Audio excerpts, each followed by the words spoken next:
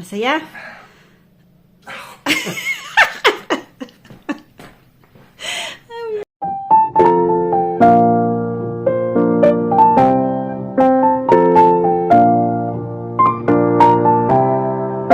Busy pa rin sa paglilinis ng kanyang mga old na plaka. Ayan, tutugtog tama. Ano tayo nito? Copyright. Ano po tayo?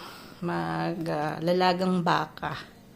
Yan, lagang baka tayo. Tapos, kahapon, nag-kimchi po tayo. So, bali, unang pakulaan ko muna pala, no? Para hugasan natin, para mawala yung impurities niya, no? Kasi, syempre, madugo-dugo. So, kumukulong mga siguro 2 minutes lang na po, tapos huhugasan natin siya. Tapos kahapon ginamit natin yung chili powder natin sa kimchi. So, ayan. Yung ganito, hindi ko na po yan nilalagay, kasi medyo, pag sobrang laki po yung sili, hindi niya nadadaling gumanito. Dapat na ganito kaganda na po. So, yan po yung galing sa garden. So, ngayon po, hindi na tayo bibili ng pwede rin naman pala yung ganyan, yung sarili nating chilies na po. So, wala siyang food color. So, yung kimchi natin is natural color siya. So, yun po yung ano ko. Sa tingin ko, yung mga nabibiling commercial na chilies, hindi talaga siya 100%. Kasi medyo red na red siya na po. So, I think na merong parang konting food color. Parang tingin ko lang. Yan. Soup. For tonight, ano tayo? Soup pa. Soup. Where's the egg? Soup.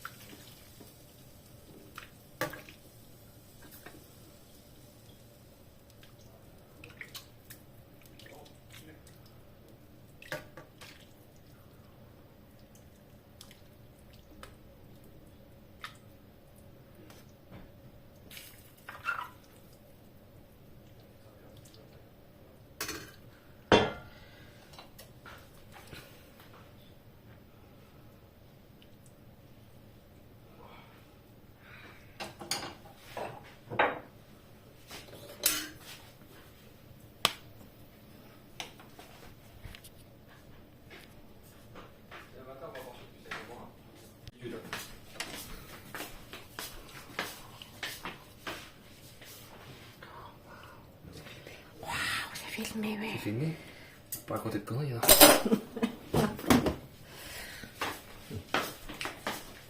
Ciao, tu fais ça? Ouais. Bon appétit. Oh, c'est joli ce que t'as fait. Tiens. Très beau. Franchement, c'est très beau. Ça, c'est un très bon plat.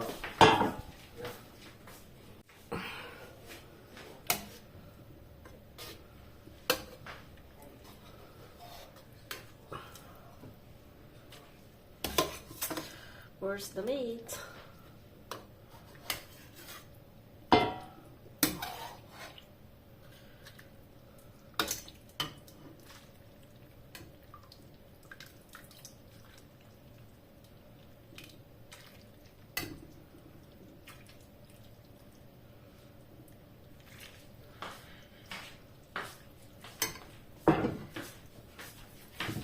C'est bien ça? Where's the egg? Oui, mon œuf. Voilà.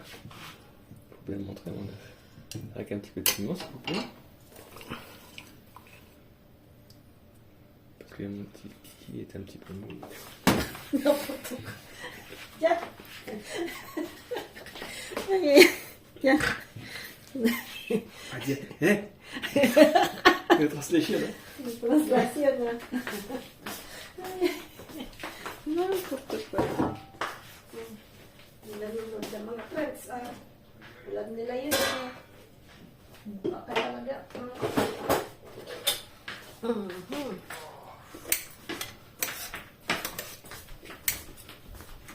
Yan.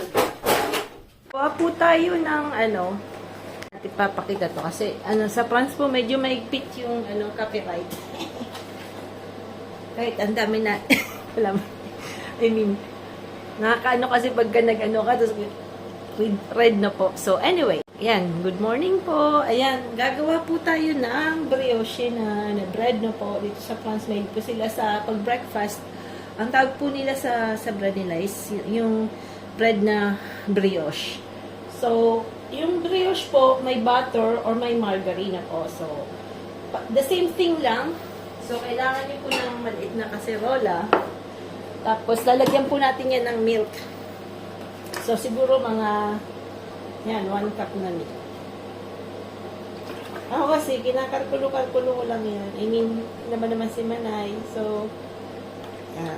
Tapos, lalagyan natin. So, siguro mga 1 cup milk na puno dito na po. Siguro, so, ano yan? 200 ml. Tapos, ako po, lalagyan ko ng konting water. Yan, konting water. Lalagyan din natin ng sugar na mga, ayan, 10 grams. Huwag masyado kasi huwag po tayo masanay sa masyadong matamis. Tapos, papakulan lang natin yan ng konti. As in, konti lang na po. Po sa France, ginagamit dito is yung more on fresh na yeast na po. So, siguro mga around, yan.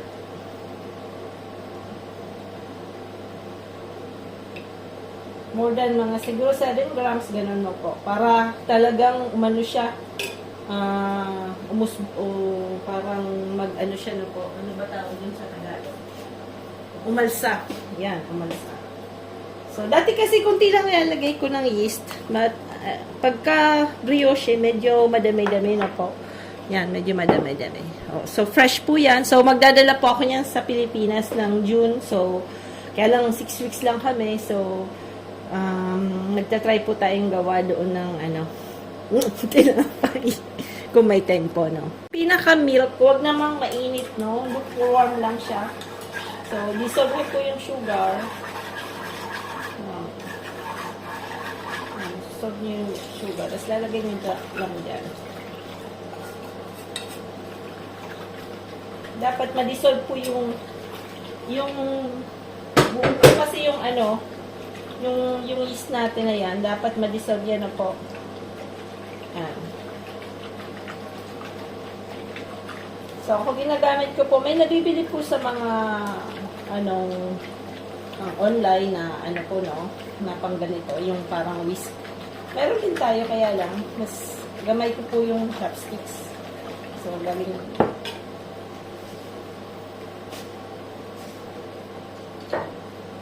din pala natin yan ng salt na po. Salt. Yan. So, yan po yung mga ingredients. Tapos, kailangan natin lalagyan natin ng 2 eggs. So, yung egg, gaganito nyo muna kasi sure na lalo na po pag nasa Pilipinas yung egg, hindi nyo po alam kung po, no? Ito po yung egg ng natin. Yan. So, mas maganda po talaga yung ganyan. Huwag agad-agad sa preparation kasi baka masayang lang kung may bulok na egg na po. Kahit dito may ganun din. So, pero nagkakalaman. To be sure na po. Ayan. So, pag na ganyan na,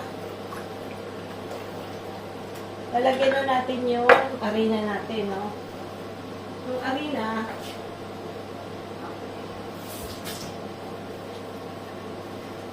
sa mga po, 500 grams. Ang dami-dami yan. Kasi, lalagyan natin ng salt. Ayan, salt. Mga 7 grams din.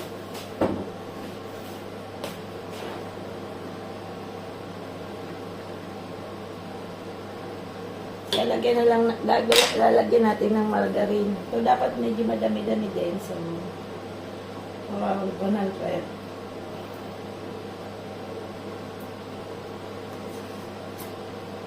Yan.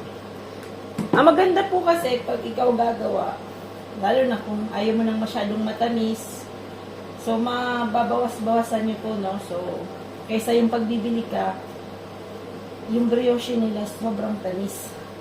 So, pwede mong bawasan yung butter. Lalo na po kung mayroong diabetic, no po. So, yung ma'am kasi ni Frank, diabetic na siya, no po. So, ang nangyari, wala po sa family niya ng may diabetic, but now, wala. Kailangan niya pong mag-reduce ng salt, ng sugar, no po.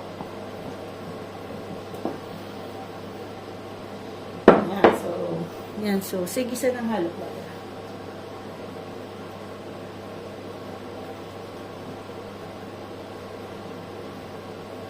Nagustuhan ni Frank yung last time. Sabi ko kasi, papakita ko pagka na-master natin. Kasi mahirap din naman na papakita mo tapos pag-practice pala, no? Diba? Nakakahiya naman. So, akala ko nung una, pag gagawa ka ng tinapay, you need to buy fancy aparatus na po, yung gaya ng mga binibentang pagkakamahal-mahal na mixer. No, you don't need. Kailangan mo lang talaga ng kamay. So, dati kasi gusto ko rin sanang bumili ng ganon. Kaya lang, wala na po akong space dito sa sa kusina. Tapos sabi ko, is worth it ba? Kasi almost 600 to 800 euro na po. So, hindi ko nasasabihin ko yung mixer na yon. So, lahat po ganun ang binibili. Kasi syempre, so sabi ko, parang sayang yung money. Mas gusto kong spend sa bakasyon na po. So, anyway, kanya-kanya lang talaga, priority. So, yan. So, i-mix nyo lang po yan. Malinis po yung kamay ko. Yung kuko ko po, ginupitan ko na. Wala ng cutics. So, tatanggalin nyo po lahat ng alahas kasi didikit yan. So, pag mahilig ka po magluto at mahilig kang mag-gardening, wala ka talagang kuko. Yun po yung totoo yun. Kasi, pag mahaba yung kuko mo, naku, papasok sa yan. So, kailangan talagang, yan. Wala kang kuko. Hindi mahaba. Yan. So, mix-mix lang yan. Tapos, pag medyo basa-basa pa, lalagyan nyo lang po ng harina. Hanggang sa okay na siya na po.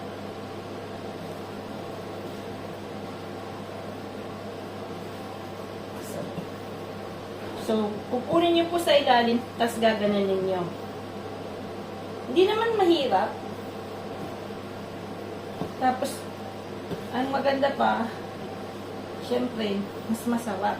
Pwede mong lagyan kung anong gusto mo, di ba? So, lalagyan natin ng chocolate. Okay, syempre si Sam.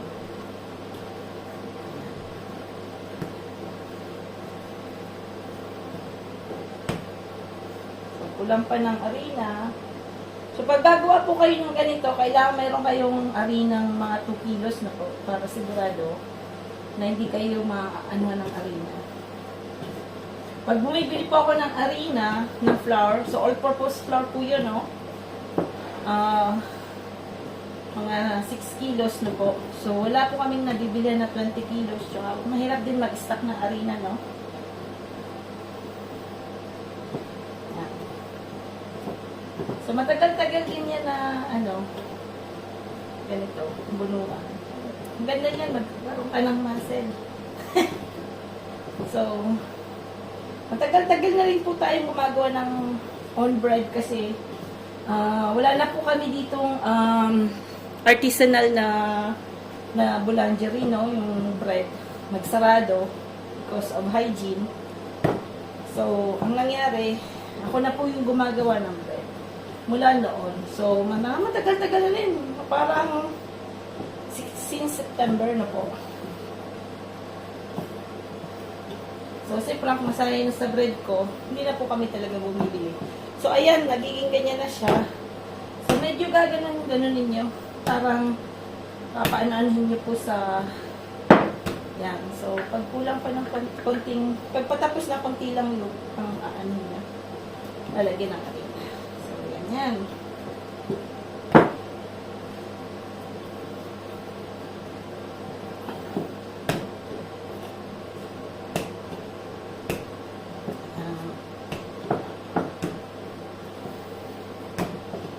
kailangan niya pong mag-rest ng at least 2 hours. Yan na. 2 hours lang po, 2 hours. Takpan lang natin yan ng tablecloth na po, ng torsyong. So, yan. Yan. Torsyong. So, dodoblehin natin yung torsyong. Gagawa po tayo ng, it's typical French. So, pag ano po sila, gumagawa po sila ng soup na beef. Ganyan po, shank po, hindi nila inaano yan. Hindi yan nakagayat, buong ganyan nilang inilalaga na po. So, today, gagawa po tayo ng, tawag nila is with cornichon. And, yan, papakita natin. So, gagayatin natin ng ganito, maliliit.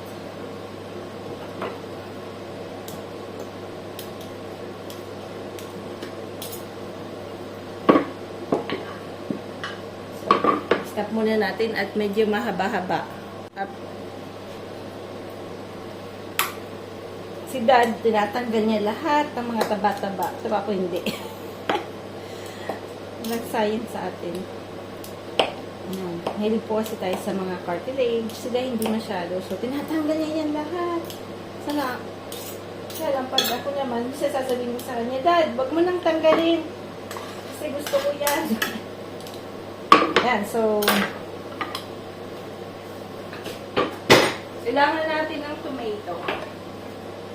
Yan, tomato. So, hiwain natin siya ng parang pabilog lang siya na po. So,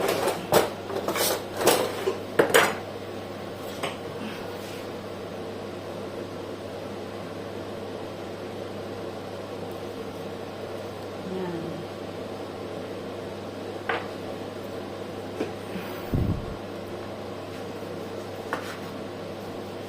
Masarap kasi pag may tomato. Yung acidity niya, maganda na po. So,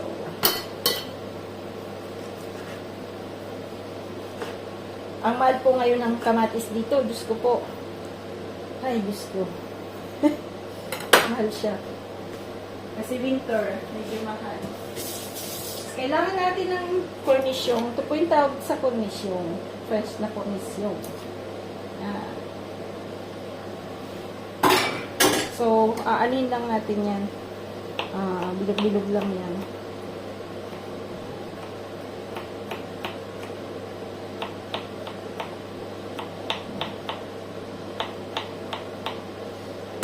So, kailangan din natin ng sibuyas. Yung sibuyas, may konting pino na po. Kailangan din natin ng flour. Papakita ko ito sa inyo. Yan.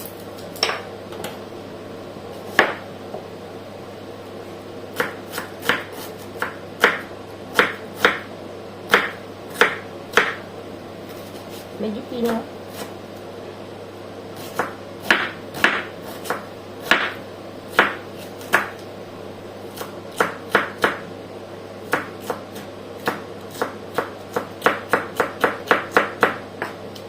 Tapos ito, ano lang.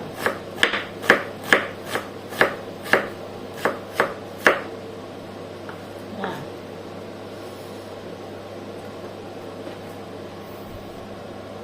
Margarine po, cooking margarine. So, dito mayroong mga different kinds ng margarine. So, yung cooking margarine yung ano natin. Lalagyan lang natin siya ng konting olive oil. Para hindi po siya mag-burn na po. So, konti lang. Yan.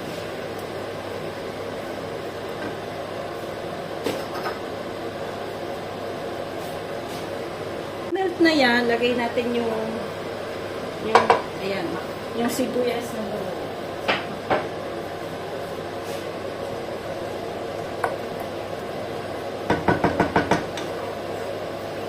Tapos lalagyan po natin siya ng flour. So, lalagyan natin ng medyo, ayan, kasi yan po yung sauce, siya po yung magiging thickier yung sauce niya, no? So, Kailangan natin sa sauce. So, kailangan mong i-mix siya doon sa margarine.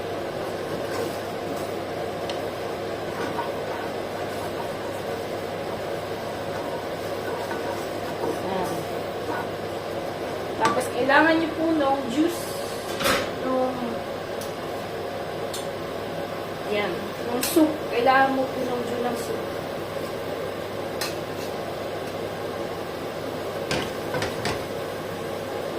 So, kailangan mong ano yan.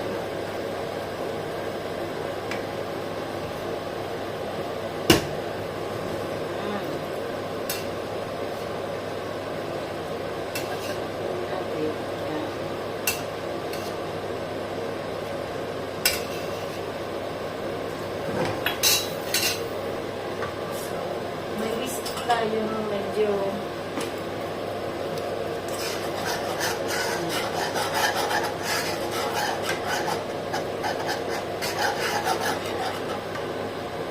kailangan huwag siya po magbuo-buo, no? So, kailangan ng maraming soup.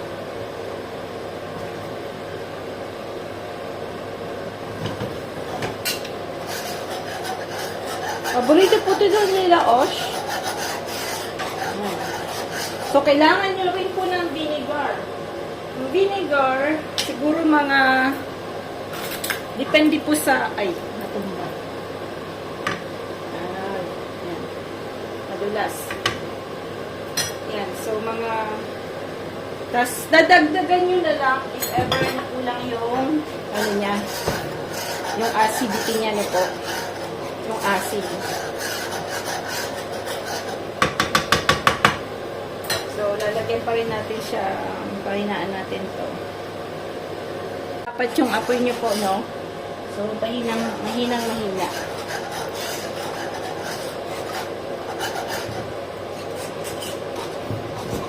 So, dapat walang buo-buo.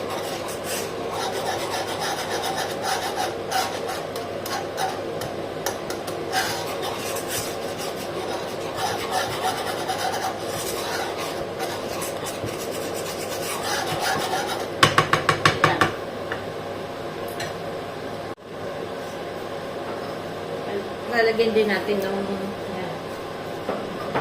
So, lalagyan po natin ng maraming paminta. Parang magiging yan. Lalagay na natin yung meat. Meat naman, luto na po yan. Kasi yung susunod.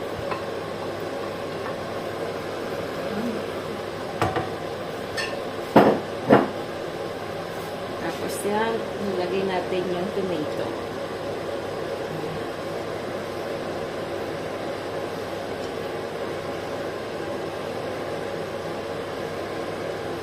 At yung cornichon. Yan!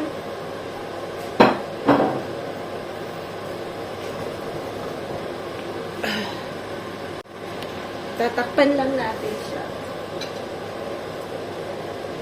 Palubog-lubogin mo lang yung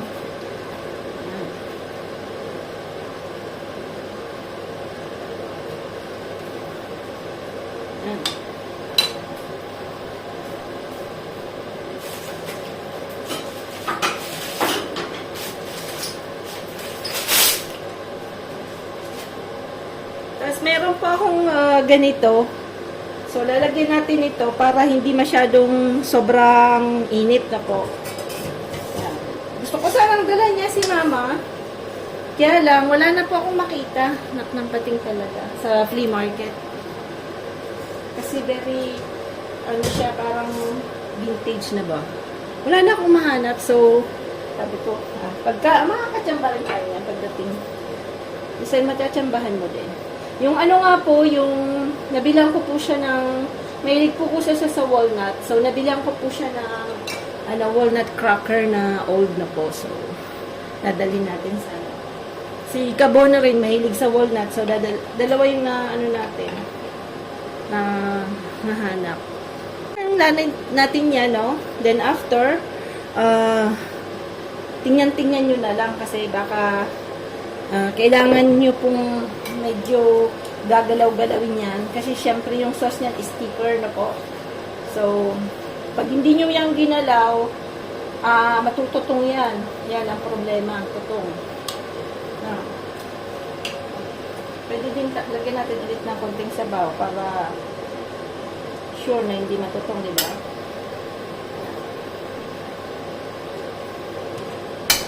Takpan natin. Ready na. After almost 2 hours. So, kahit 3 hours, yan na po yung, malsa na siya na po. So, kailangan lang natin dito ng,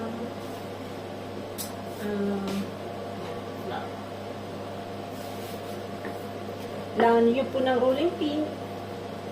Kung malapit-lapit po kayo, pwede po kayong bigyan kasi ang dami kong rolling pin. Yan. Tapos, ito po, ako, lalagyan ko to ng konting butter or basta kahit na or margarine po. Para hindi po siya dumikit. Yan. Para sure ako na hindi siya didikit. Lalagyan ko po yan ng konting margarine. Yan. Sa paggagawa po ng tinapay, laging nakakamay lang kasi malinis naman po yung kamay natin. Lagi naman tayong nagbugas ng kamay. So, kahit nung nag-work po ako sa talagang bigs na supermarket na po, talagang nakakamay lang talaga yung mga baker na po. So, lagi lang talagang hugas ng kamay. So, pag nakaganyan na siya,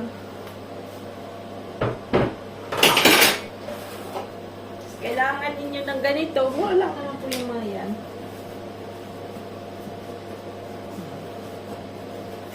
So, gagawa po tayo ng bilog-bilog. Mga bilog-bilog na yan. So, ganyan lang yan. Hindi nyo na kailangang anuhin ulit. Tapos lalagay nyo lang yan dyan.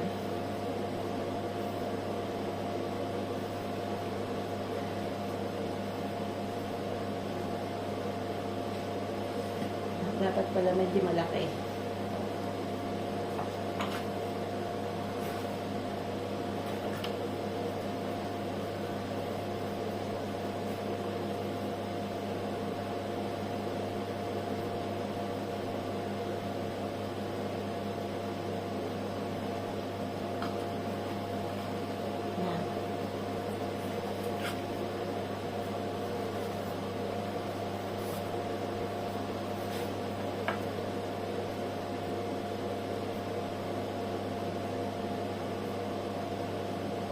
Tapos papaalsahin po ulit natin yan.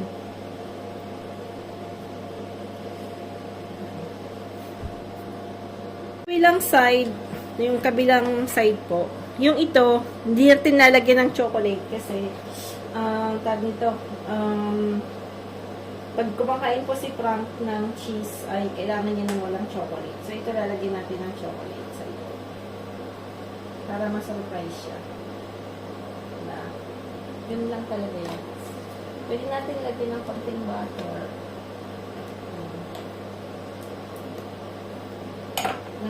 Ano pala? At lalagyan natin ng konting pearl na sugar.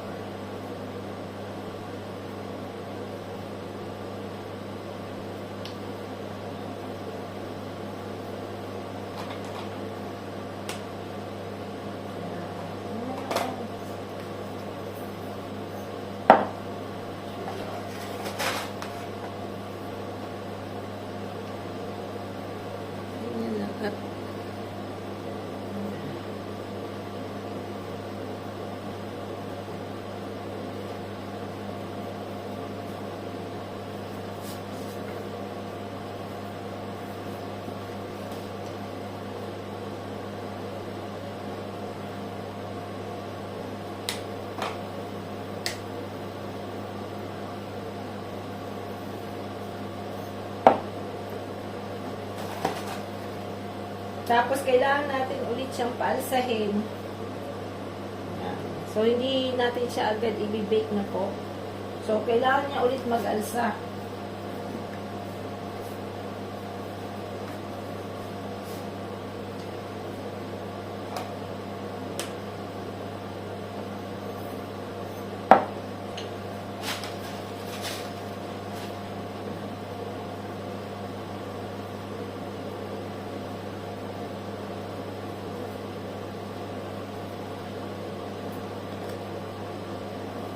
So, yan. Parang mas maliit lang. Tatakpan natin siya ulit ng ating ganito. So, nalagay ko po siya sa oven para mas mainit-init. Lagay natin sa oven. Gawa tayo ng something. Hindi kita.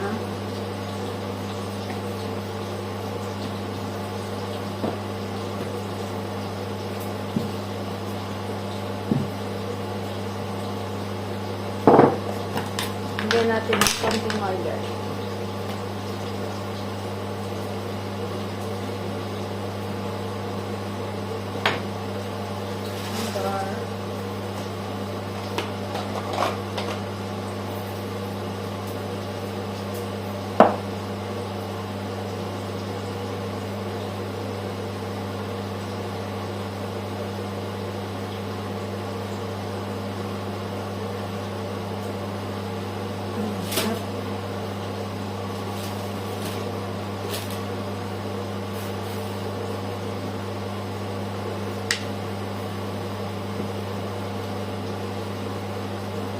Dumidikit, dumidikit.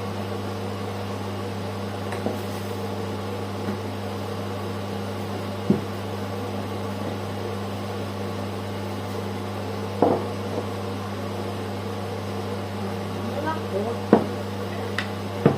Pagit lang. Pero, pwede na yun.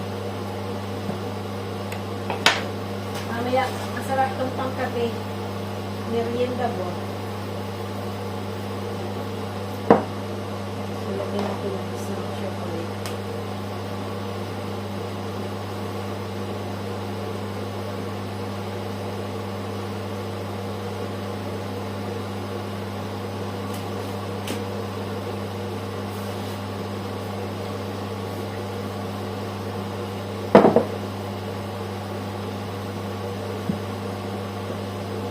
Yan. Okay na.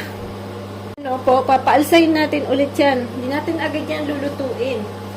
So, kailangan 2 hours agad yan sa magpapaalsa ulit. Kaya medyo may process. May processing na po. Po sila pinapaalsa. Yan. Yan po yung partner dito. Yan na po yung ano natin. So, price. Price ko partner. Yan po yung gusto ni price.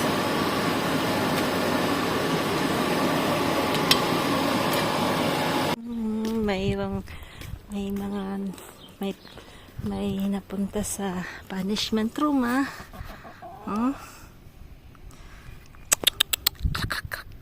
Yeah. Taba ka na, ah. Kailangan ko silang kumain yan. So, pinapunta ko. Kanila na lang yan. Diba? Ha? Yeah. Kulit, ah. Ganda po ng araw, oh. Ganda ng araw today. Today is sunny day.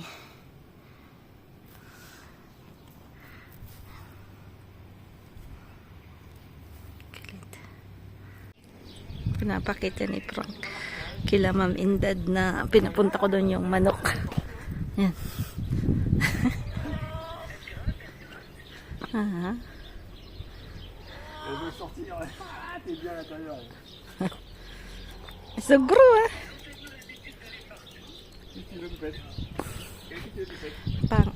Ano po, malungkot ang garden pag winter. Tingnan niyo po yung vineyard. Ayan, grapes, wala. Nagsisimula po akong magtanim. Tinitingin ko yung mga grains.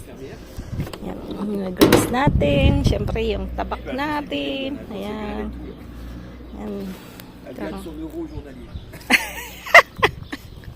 Lakad-lakad kami ni Frank. Ayan. Na maganda po yung panahon today.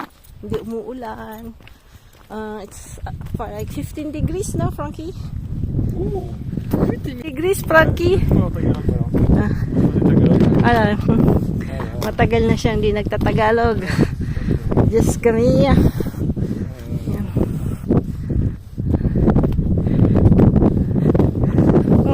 Maganda yung... Labing lima. Ha? Labing lima. 15. Comme ça? 15. Ah, c'est pas ça? Ah, 15. Ouais, Oh, tu 15. rigoles. Oh, you love me. Babukoy to di 15. Mais c'est 15 degrés. Ah oui, 15 degree. Kama. Yan po yung... On fasse tout. After almost 4 hours din yata natin ano. Ayan, titingnan natin. Dapat po umalsa siya. Minsan nga po, magdamag. Yan, tingnan nyo po kung gaano nag-double yung hindi na bali yan. Kala ko yung egg yolk lang po tsaka milk. Yan, hindi gumana yung natin. So, egg yolk lang tsaka milk yan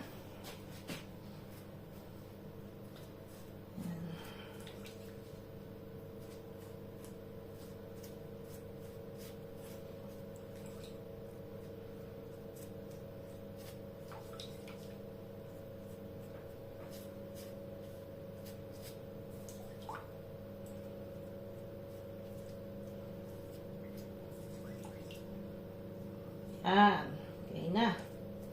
So, aanuin po natin siyang 180 degrees. Mga 20 minutes lang. Titingnan natin 20 minutes na po. Ang matutong.